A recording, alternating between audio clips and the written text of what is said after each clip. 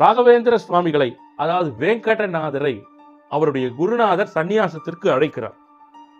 அவர் என்ன பதில் சொல்கிறார் அப்படிங்கிறது ஒரு சீக்வன்ஸ். அவர் கேட்கிறார், வெங்கடநாதா நீ சந்நியாச பீடம் ஏற்க வேண்டும் அப்படின்ட்டு. அந்த ஆடியோ இப்போ ஜஸ்ட் ஒரு 1 minute கேட்டு பாருங்க. ஒரு ஆடியோ மட்டும்தான், அது வீடியோ கிடையாது, ஆடியோ மட்டும். இதை கேளுங்க.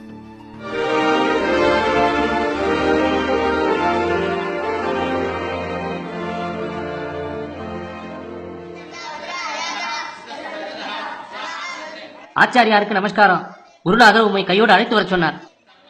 என்னையா? இதோ வருகிறேன்.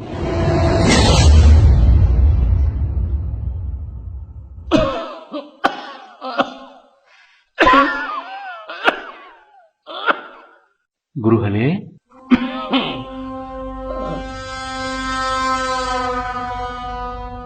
வா வெங்கடநாதா, காலம் கடந்து கொண்டிருக்கிறது.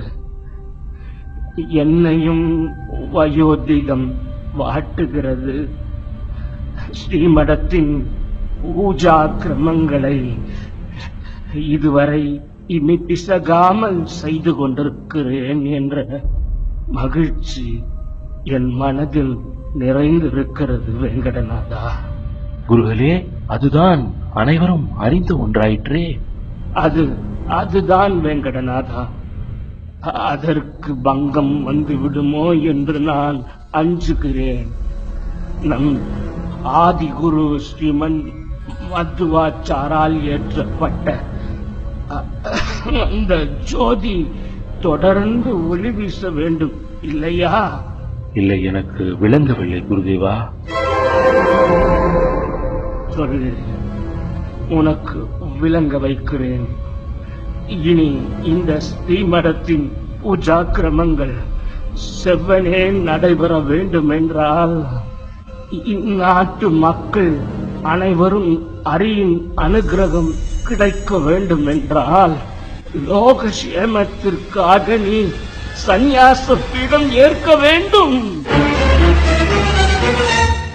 குருகளே, என்ன ஆணை இது?